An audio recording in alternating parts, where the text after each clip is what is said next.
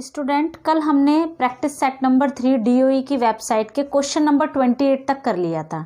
आज हम question number 29 करने जा रहे हैं। ये 3 मार्क्स का क्वेश्चन है। इसके 3 पार्ट्स हैं, ए बी सी। अभी हम इसका ए पार्ट पढ़ेंगे, अमीबा में पोषण कैसे होता है वो देखेंगे हम। फिर इसमें चित्र बनाकर इसमें बोला गया है कि अमीबा में पोषण कैसे होता है, चित्र द्वारा दर्शाइए और इसमें उपयुक्त भागों को नामांकित करिए। पोषण के अलावा इस भाग द्वारा दिए गए अन्य किस उद्देश्य की पूर्ति की जाती है वे भी उल्लेख करना है। तो इसका हम पहला पार्ट करते हैं क्वेश्चन नंबर 29 का। अमीबा में पोषण कैसे होता है देखिए। ये अमीबा है। अमीबा में ये इसका केंद्रक भाग है।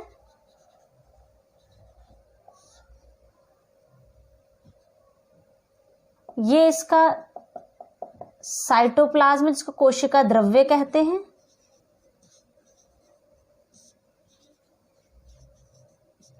यहां पर जो अलग अलग हिस्से हैं ये इसकी रिक्तिकाएं हैं और ये कोशिका झिल्ली है, क्योंकि अमीबा एक कोशिकीय जीव होता है।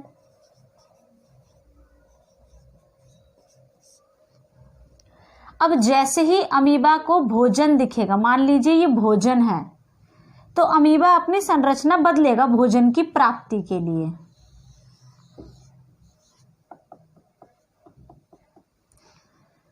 तो भोजन के पास पहुंचाइए और ये जो संरचना आपको उंगली जैसी उभरी हुई दिख रही है, इसको कहते हैं पादाब या कूटपाद। सीरोपोडिया कहते हैं इंग्लिश में, पादाब कूटपाद। इसके द्वारा अमीबा अपना भोजन अपने इस संरचना कोशिका के अंदर ले जाता है, अपने शरीर में ले जाता है। तो अमीबा इस प्रकार से भोजन को अंदर ले जाता है और किस तरीके से संरचना बदलता है देखिए। अब ये भोजन क्या हुआ, यहां है। भोजन जैसे ही अंदर जाएगा तो वो उसका अवशोषण करेगा, उसका प्रयोग करेगा और जो भी कोशिका को अंदर जो भी कार्य हैं बढ़ाने के, रिपेयरिंग के, वो सब होंगे। भोजन अंदर आ चुका है। जैसे ही भोजन को पाचित कर लिया जाएगा, अवशोषित कर लिया जाएगा, इसका ऊर्जा का प्रयोग करने के बाद जो अपशिष्ट पदार्थ होंगे वो कोशिका झिल्ली से यहां से बाहर निकल जाएंगे और फिर अमीबा पुनः ये संरचना बंद हो जाती है जहां से अपशिष्ट पदार्थ निकले हैं और ये इस तरीके से चक्रण चलता है। पहला, दूसरा, तीसरा, चौथा, पांचवा, छठा। इस तरीके से अमीबा में भोजन प्राप्ति होती है। देखिए, जो आपने पादाब देखा, इसको कूटपाद कहते हैं। ये केवल भोजन प्राप्ति के लिए नहीं परंतु गति करने के लिए। इससे अमीबा अपनी संरचना ऐसे मोड़ करके चलता भी है। तो ये हिस्सा इसका भोजन प्राप्ति में भी सहयोग करता है, साथ ही गति करने में भी सहयोग करता है। 29 क्वेश्चन का ये ए पार्ट था। अब हम बी पार्ट देखते हैं। मानव पाचन तंत्र में मंड मतलब स्टार्च, मंड के पाचन से संबंधित ग्रंथियों के नाम और उनकी भूमिका का उल्लेख करिए। मानव पाचन तंत्र में मंड के पाचन से संबंधित ग्रंथियों के नाम और उनकी भूमिका का उल्लेख करिए। तो बच्चे, इसमें एमिलेज होता है, अमाइलेज भी कहते हैं। एमिलेज जो लार ग्रंथि से निकलता है वो स्टार्च को, मंड को पाचन करने में सहयोग करता है। एक ग्रंथि ये हो गई लार ग्रंथि, उससे एमिलेज निकलता है। दूसरा अग्नाशय जिसको पैनक्रियास कहते हैं, वहां से भी एमिलेज निकलता है और वो भी छोटी आंत में, शुद्रांत्र में मंड को, स्टार्च को पूरी तरीके से पाचित होने में सहयोग करता है। ठीक है।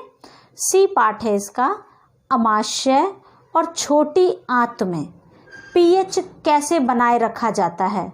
अमाशय और छोटी आंत में अपेक्षित पीएच कैसे बनाए रखा जाता है, तो हम देखते हैं इसको कैसे बनाए रखते हैं। तो अमाशय मतलब पेट। यहां पर क्या होता है,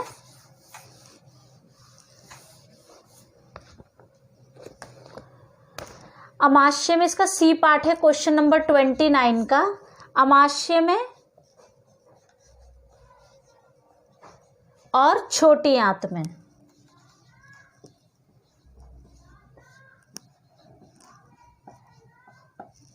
अमाशय में और छोटी आंत में पीएच का मान पूछा गया है, पीएच कैसे बैलेंस रहता है। तो बच्चे अमाशय में तो हमको अम्लीय माध्यम चाहिए होता है पेप्सिन की क्रिया के लिए, और छोटी आंत में क्षारीय माध्यम। अब ये कैसे होता है, आपको पता है कि अमाशय के अंदर HCl होता है जो कि जठर ग्रंथियों से निकलता है, जठर ग्रंथियों से।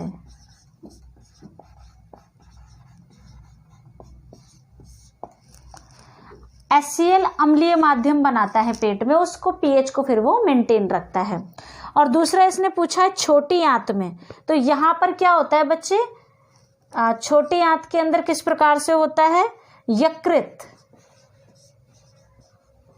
यकृत से पित्त लवण, यकृत से जो पित्त लवण निकलता है वो क्षारीय माध्यम बनाता है, जिसके कारण अग्नाशय के जो भी एंजाइम्स होते हैं वो अपनी क्रिया कर पाते हैं। तो ये हमारा क्वेश्चन नंबर 29 था। नेक्स्ट क्वेश्चन 30 है, निम्नलिखित समीकरण द्वारा दर्शाई गई रासायनिक अभिक्रिया के प्रकार बताने हैं। ये कौन सी टाइप की रिएक्शन है। तो देखिए कौन सी टाइप की रिएक्शन है, क्वेश्चन नंबर 30 है। पहली रिएक्शन आपको दे रखी है CaO प्लस H2O, ये, और इसमें जो प्रोडक्ट आ रहा है, उत्पाद आ रहा है, वो है CaOH पे होल ट्वाइस। सेकंड जो रिएक्शन है वो है 3BaCl2 प्लस Al2SO4 उसके ऊपर थ्राइस, और जिसमें प्रोडक्ट मिल रहा है वो है 3BaSO4 प्लस 2AlCl3।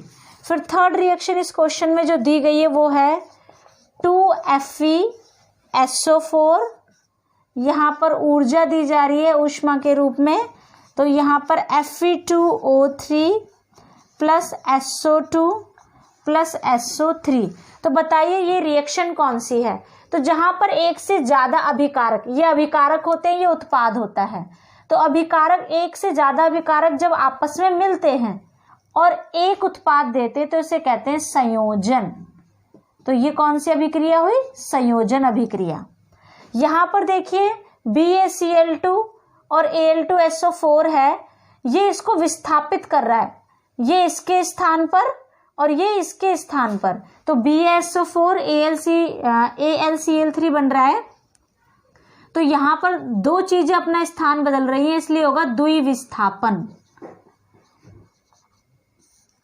उसके बाद है थर्ड रिएक्शन, एक अभिकारक है और वो अनेक उत्पाद में टूट रहा है। जब ऐसा हो कि एक अभिकारक अनेक उत्पाद उत्पन्न करे तो इसको अपघटन या फिर इसको वियोजन कहते हैं।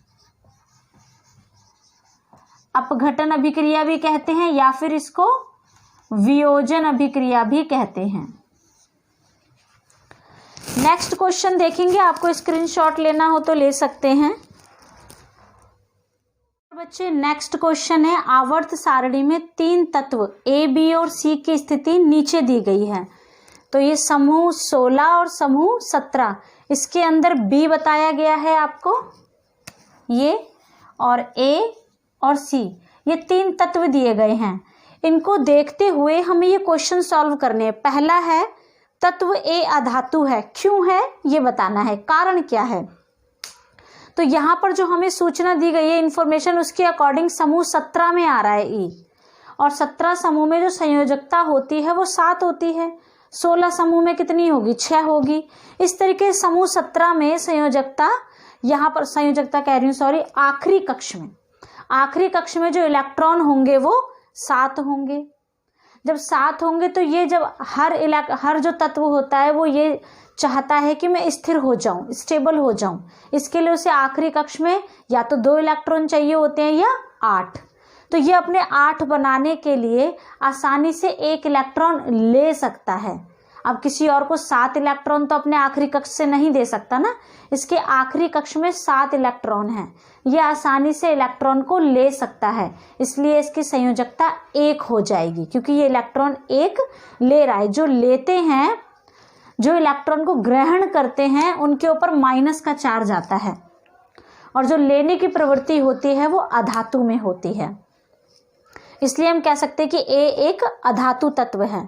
फिर बी क्वेश्चन है, तत्व सी की अपेक्षा तत्व बी का परमाणु आकार बड़ा है, क्यों? क्योंकि इसमें जो परमाणु संख्या है वो सी की तुलना में बी की कम है, जिसके कारण से नाभिक से इसकी जो बल लगेगा वो कम लगेगा और इसका आकार बड़ा होगा। इसकी परमाणु संख्या कम है इस कारण से। फिर है तत्व सी की संयोजकता कितनी होगी, ए हो या सी हो। समूह नंबर 17 है, 17 है तो इसके आखिरी कक्ष में 7 इलेक्ट्रॉन होंगे, तो अष्टक 8 बनाने के लिए इसको 1 इलेक्ट्रॉन लेना है, तो इसकी संयोजकता हो जाएगी 1। इस तरीके से हमारे ये क्वेश्चन हो गए हैं। पहला अधातु पता चल गया, सी की अपेक्षा बी क्यों होगा बड़ा, क्यों होगा बच्चे?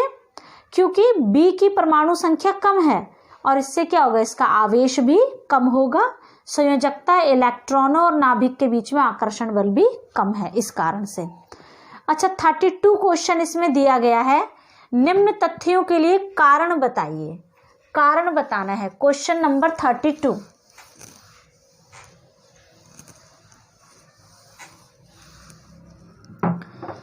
कारण बताना है इसमें। पहला है सल्फरिक अधातु है, क्यों? कारण बताइए।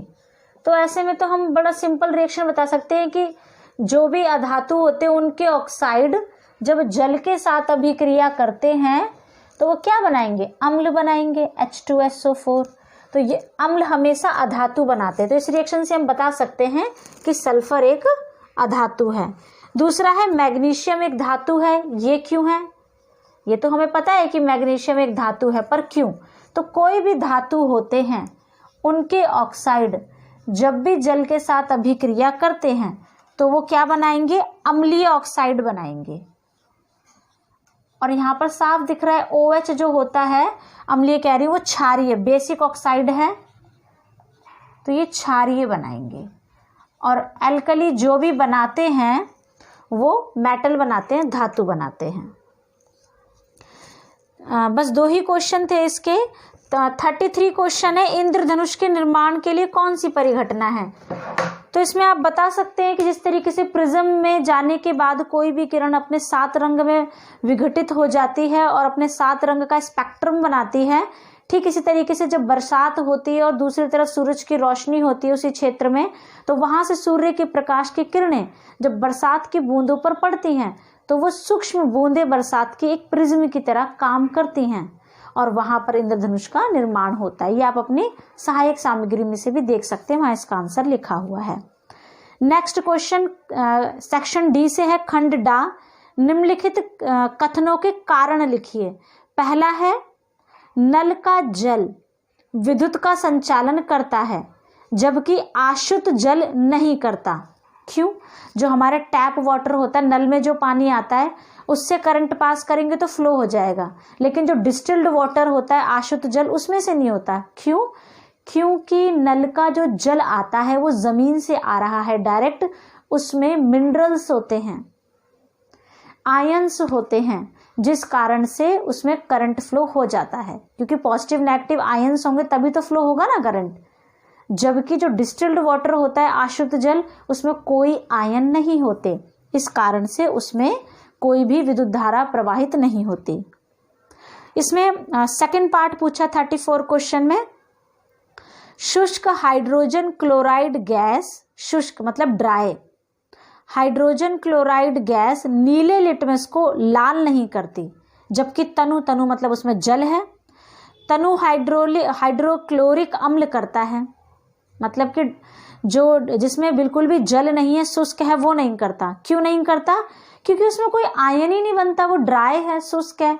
जल होगा तब तो आयन बनेगा ना, ऋणात्मक घनात्मक जो भी आयंस चाहिए, इस वजह से तो उसमें कोई भी आयन शुष्क में नहीं बनता। इसका थर्ड पार्ट है 34 क्वेश्चन का, गर्मियों की मौसम के दौरान एक दूध वाला आम तौर पर ताजे दूध में बहुत कम मात्रा में बेकिंग सोडा मिलाता है। क्यों? क्यों बच्चे? क्योंकि अधिक गर्मी में बेकिंग सोडा दूध को लैक्टिक अम्ल में परिवर्तन होने से बचाता है। क्यों? क्योंकि बेकिंग सोडा गर्मी के मौसम में जो दूध में लैक्टिक अम्ल बनता है, खराब होने का कारण ही वो होता है, उसको बनने से बचाता है, तो फिर दूध खराब नहीं होगा, इस कारण से मिलाते हैं। फोर्थ क्वेश्चन है, फोर्थ पार्ट है इसमें 34 क्वेश्चन में ही, अम्ल को तनु करने हेतु, जब अम्ल को तनुकृत किया मतलब जल में मिक्स किया जाता है तो किस तरीके से करते हैं ये देखिए। अम्ल को पानी में मिलाया जाता है, पानी लेते हैं उसमें अम्ल को पानी में मिलाया जाता है, ना कि अम्ल में पानी। ठीक है, पानी के अंदर अम्ल के धीरे धीरे बूंद डालते हैं और उसको हिलाते हैं धीरे धीरे। क्यों? क्योंकि अगर आप अम्ल में जल डालेंगे, अम्ल में यदि जल डाल दिया तो वो अभिक्रिया करेगा और उसमें से ऊष्मा निकलेगी, तो वो जो उसके ड्रॉपलेट्स है, छींटे हैं, वो बाहर आ सकते हैं और जहाँ जहाँ अम्ल गिरेगा तो वो स्किन को भी नुकसान पहुँचा सकते हैं। इस कारण से जल में अम्ल को धीरे धीरे मिलाया जाता है। अमोनिया एक क्षार है लेकिन इसमें हाइड्रोक्सिल समूह नहीं बनता। क्यों? क्योंकि अमोनिया जल में मिलकर OH समूह बनाता है। ठीक है, अब इसका 35वां क्वेश्चन है बच्चे, ये मादा जनन तंत्र है, आपको दिख रहा होगा स्क्रीन पर मादा जनन तंत्र। मैं बना देती हूँ इसमें ताकि आपको क्लियर हो जाए, वो छोटा है थोड़ा डायग्राम। ये इस तरीके से बना हुआ है।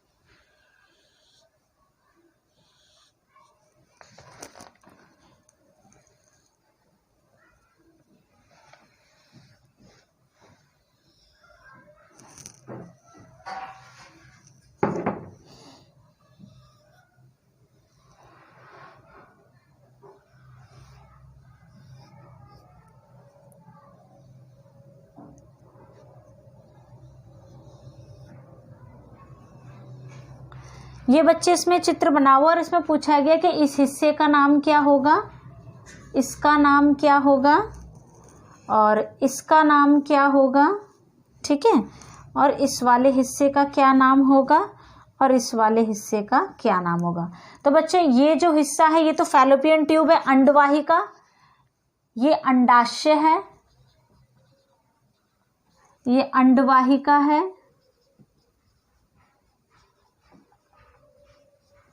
और ये गर्भाशय है।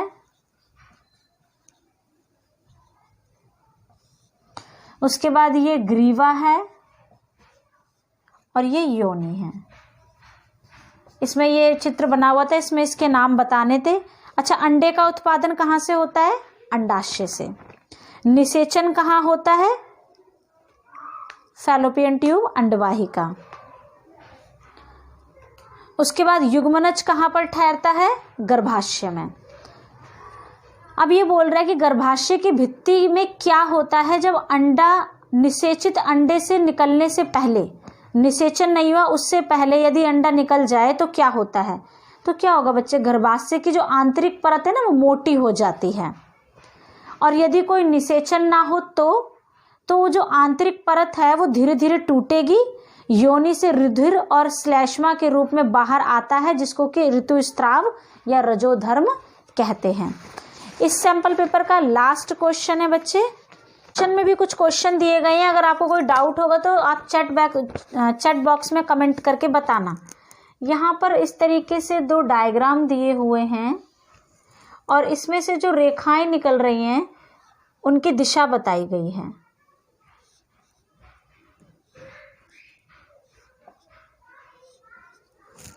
और दूसरी तरफ एक और डायग्राम बनाया गया है।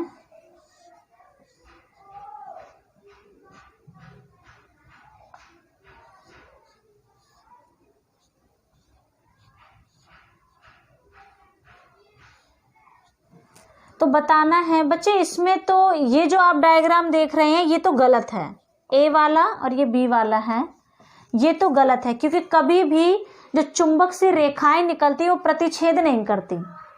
लेकिन यहाँ पर हम देख रहे हैं इसमें से रेखाएं निकल रही हैं, और जहाँ से रेखाएं निकलती कहीं पर भी कोई किसी को प्रतिच्छेद नहीं कर रहा है, टकरा नहीं रही किसी से, बिना किसी को काट रही हैं वो। और जहाँ से रेखाएं निकलती है उसको उत्तरी ध्रुव कहते हैं। यदि ये डायग्राम इस तरीके से होता, ये चुंबक है, इसकी दिशा इस तरीके से होती, तो रेखाएं अंदर जा रही हैं, मतलब कहीं और से निकल कर आ रही, तो हम कहते हैं दक्षिणी ध्रुव है। उसके बाद इसमें नेक्स्ट क्वेश्चन पूछा है, सीधे धारावाही चालक की चुंबकीय क्षेत्र की रेखाओं के पैटर्न दिखाइए। तो सीधा धारा चालक है, मान लीजिए ये एक पेन है, सीधे हाथ से सीधा दायां अंगुष्ठ नियम बताएंगे। तो मैंने मान लीजिए ये जो इसका ढक्कन है, इस तरफ इसकी धारा है, विद्युत धारा करंट की डायरेक्शन है, मैंने अंगूठा इस डायरेक्शन में लगाया और अपनी उंगलियों को फोल्ड कर दिया, ये करंट की डायरेक्शन है। तो चुंबकीय क्षेत्र की रेखाओं की डायरेक्शन इस तरफ हो जाएगी, ऊपर से अंदर की ओर जा रही है। अगर करंट की डायरेक्शन ये है तो चुंबकीय क्षेत्र की रेखाओं की डायरेक्शन ऐसे होगी। ठीक है, इस तरीके से आप इसको बना करके दिखा सकते हैं। इसके ऑप्शन में भी कुछ क्वेश्चंस हैं, अगर वहां भी आपको डाउट हो तो आप पूछ सकते हैं। आगे नेक्स्ट सैंपल पेपर डिस्कस करेंगे, कुछ इंपॉर्टेंट टॉपिक डिस्कस करेंगे और नेक्स्ट वीडियो में मिलेंगे आपको। Thank you.